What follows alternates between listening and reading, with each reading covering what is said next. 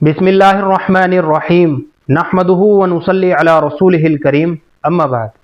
मोहतरम नाज़रीन इकराम, एक साहिबा हैं फ़ातिमा ज़ुहा, इनकी जानिब से कमेंट है, अस्सलामु अलैकुम, माहिज़ा नाम का मतलब क्या है बताइए प्लीज़।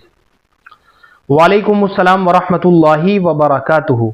देखिए, जैसे आपने नाम लिखा है ना माहिज़ा बेआइनिही, ये लफ्ज़ तो हमें लुगत की किताबों में नहीं मिल सका माहिज़ा हा के साथ, यानी मीम अलिफ छोटा हा जा और आखिर में गोल हा, माहिज़ा। इस लफ्ज़ को काफ़ी तलाश किया, काफ़ी तलाश और बिस्यार के बावजूद हमें यह लफ्ज़ लुगत की किसी भी मोतबर किताब के अंदर नहीं मिल सका। अब ये किस ज़ुबान का लफ्ज़ है और इसका माना क्या है, वल्लाहु आलम। बज़ाहिर तो ये एक मुहम्मल लफ्ज़ मालूम होता है, इसलिए जब तक इस नाम की तस्दीक नहीं हो जाती उस वक्त तक हमें अपनी बच्ची का यह नाम रखने से बचना चाहिए, एहतराज करना चाहिए। अलबत्ता अरबी ज़ुबान के अंदर एक नाम मिलता है माइज़ा, हमज़ा के साथ माइज़ा, मीम अलिफ और हमज़ा साकिन है, जा है जो सख्ती से जा निकलता है और आखिर में गोल हा है, माइज़ा। यह अरबी ज़ुबान का लफ्ज़ है और इसके माना आते हैं किसी चीज़ को अलग करना, यानी किसी चीज़ को दूसरी चीज़ से मुमताज़ करना, मुमताज़ बनाना।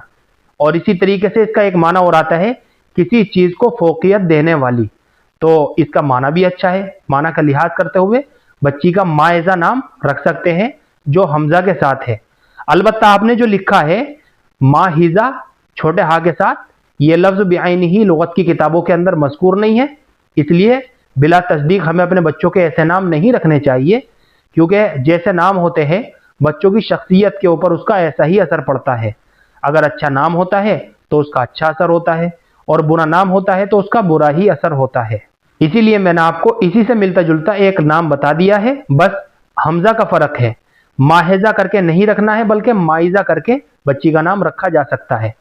मुझे उम्मीद है कि आपको अच्छी तरह समझ में आ गया होगा। अल्लाह हम सबको सुन्नत व शरीयत पर पाबंद फरमाए। फ़क़त वल्लाहु आलम।